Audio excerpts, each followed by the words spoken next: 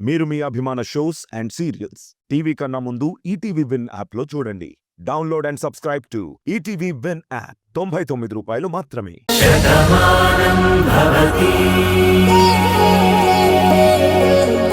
అలాగే చేద్దాం. నువ్వేం భయపడనక్కర్లేదు. నేను చూసుకుంటాను కదా. తనని నేను తీసుకొస్తాను. ఎక్కడా ఏ ఇబ్బంది లేకుండా హాస్పిటల్కి తీసుకెళ్దాం. కిట్టయ్య, ఉంటా. ఎవరితో మాట్లాడుతున్నావు? భార్గవితో మాట్లాడుతున్నానమ్మా. రాధని హాస్పిటల్కి తీసుకెళ్ళడం గురించి డిస్కస్ చేస్తున్నాను. అందరం కలిసి వెళదాం కిట్టయ్య. మేం కూడా వస్తాం. అవునమ్మమ్మా, మనం కూడా హాస్పిటల్కి వెళ్దాం. అవును, ఇలాంటి సమయంలో రాధను ఒక్కదాన్నే వదలకూడదు. మనందరం కలిసి ఉండాలి, ఒకే చోటు ఉండాలి. మంచి నిర్ణయం అత్తయ్య. ఇంక ఈ విషయం నేను మీతో ఎలా చెప్పాలా అనుకున్నాను. మీరే ఆలోచించినందుకు నాకు చాలా సంతోషంగా ఉంది. ఎందుకండి, బయట పరిస్థితి ఎలా ఉందో మీకు కూడా తెలుసు కదా. ఇప్పుడు మీరందరూ నాతో రావడం వల్ల మీరు కూడా ఇబ్బందుల్లో పడతారు. నువ్వు మాకు ఏమవుతుందోనని భయపడుతున్నావు. మేమందరం నీకేం కాకూడదని జాగ్రత్త పడుతున్నాం. ఆ రుద్రప్పకి నీ మీద పగుంది. ఈ కుటుంబాన్ని కాపాడ్డం కోసం వాడి నిజస్వరూపాన్ని నువ్వు బయట పెట్టావు. దాంతో వాడికి నువ్వు టార్గెట్ అయ్యావు. ఆ రోజు నువ్వు మా గురించి ఆలోచించావు. మరి ఈ రోజు నేను నీ గురించి ఆలోచించకుండా ఎలా ఉంటాను? అమ్మ ఏ నిర్ణయం తీసుకున్నా మంచి నిర్ణయమే తీసుకుంటుంది రాధా. ఇప్పుడు అందరూ ఒక్క దగ్గరే ఉండడం మంచిది. ఆ రుద్రప్ప గురించి ఒక పక్క పోలీసులు, ఇంకో పక్క ఊరి జనం కూడా వెతుకుతున్నారు.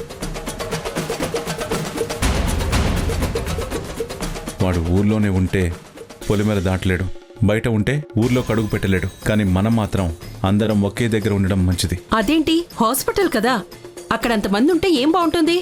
ప్రైవేట్ హాస్పిటల్ కదా, ప్రాబ్లం ఏం ఉండదు. అంతగా ఉండకూడదంటే అక్కడ కొన్ని రూములు మనమే తీసుకుందాం. కానీ అందరం ఒకే దగ్గర ఉందాం.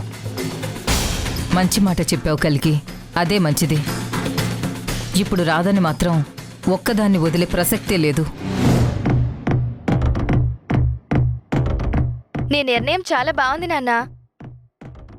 ఎందుకంటే ప్రమాదం ఎలా వస్తుందో తెలియనప్పుడు ఆ ప్రమాదం రాకుండా రాధని మనందరం కాపాడుకోవాలి. నీ మాటకి మేమందరం సపోర్ట్ చేస్తాం.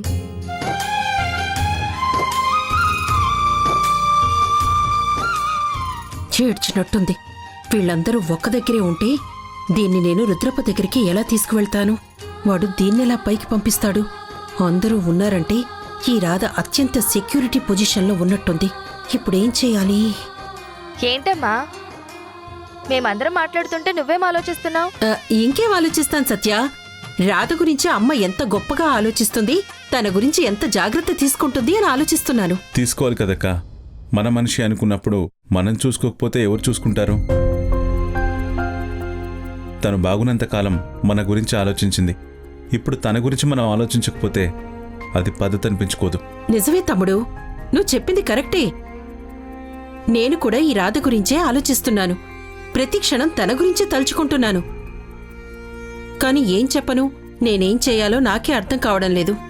అందుకే ఇది చేస్తాను అని మీకేం చెప్పలేకపోతున్నాను. నువ్వేమీ చెప్పక్కర్లేదు. అందరూ అన్నీ చూసుకుంటున్నాం కదా.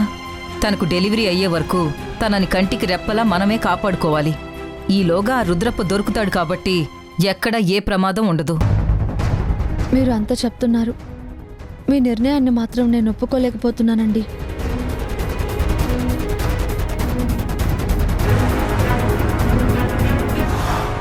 నాకేదో జరుగుతుందని ప్రమాదానికి మీరు దగ్గరగా వెళ్ళటం మంచిది కాదు.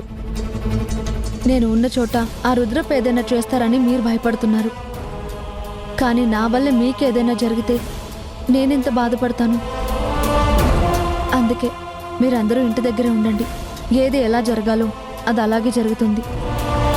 దయచేసి నా మాట కాదన్నొద్దు. రాధా, నువ్వు ఈ పరిస్థితిలో కూడా మా గురించి ఇంత బాధ్యతగా ఆలోచిస్తున్నావంటే నువ్వు మా అందరినీ నీ మనుషులు అనుకుంటున్నావు. అప్పుడు నువ్వు నాకు పరాయి మనిషివి ఎలా అవుతావు? నిన్ను కాపాడుకోవాల్సిన బాధ్యత మా మీదే కాకుండా ఇంకెవరి మీద ఉంటుంది?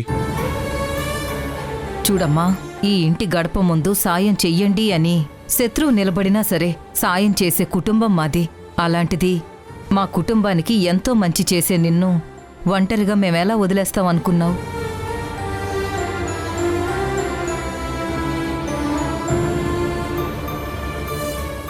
సమస్య ఉంది అని తెలిసింది.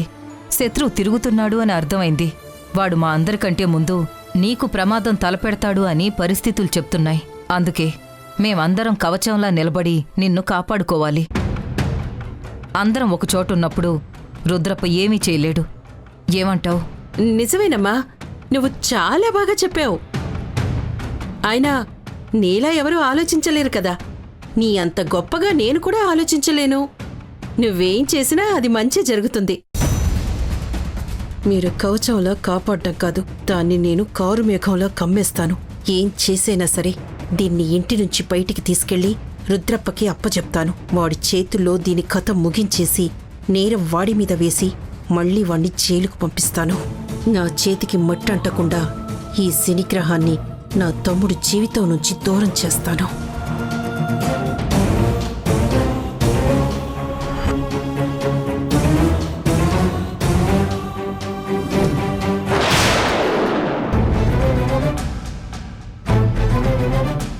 వదిని గారు, బయలుదేరదామా? వెళ్దామండి. అమ్మమ్మ కిచెన్లోకి వెళ్ళింది, తన కోసమే చూస్తున్నాను. అమ్మమ్మా,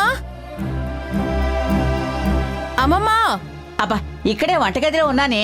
ఒక 5 నిమిషాలు వచ్చేస్తానుండు. ఇప్పుడు వీళ్ళు గుడికి వెళ్ళకూడదు, అమ్మవారికి చీర సమర్పించకూడదు. ఏం చేసినా ఇది కూడా ఒక అపశకునంలాగే ఆపాలి. ఎలా?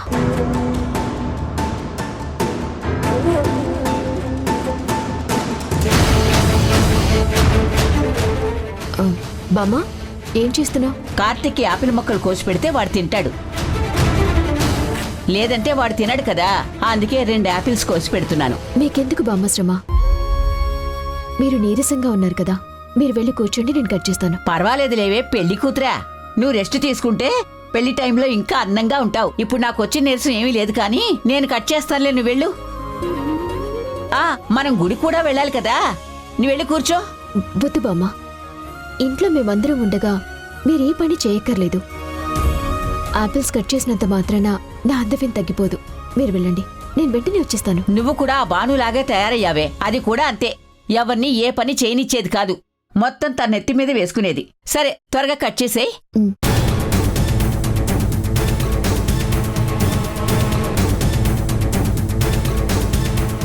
ఏంటమ్మా, గుడికి వెళ్దామన్నారు, ఇంకా వెళ్ళలేదా?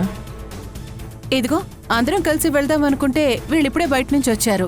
వీళ్ళు వచ్చేసరికి అమ్మమ్మ వంటగదిలోకి వెళ్ళింది. అమ్మమ్మ, త్వరగా రా! అదిగో, అమ్మమ్మ వస్తుందంటే నీలిమ అక్కడే ఆగిపోయినట్టుంది. నీలిమా, నువ్వు కూడా త్వరగా రా! అబ్బా, వస్తుందిలేవే. వాడి కోసం యాపిల్ ముక్కలు కట్ చేస్తుంటే నేను కట్ చేస్తాను అంది. కట్ చేశాక వస్తుందిలే. ఒక్క నిమిషం ఆగుదాం ఉండు.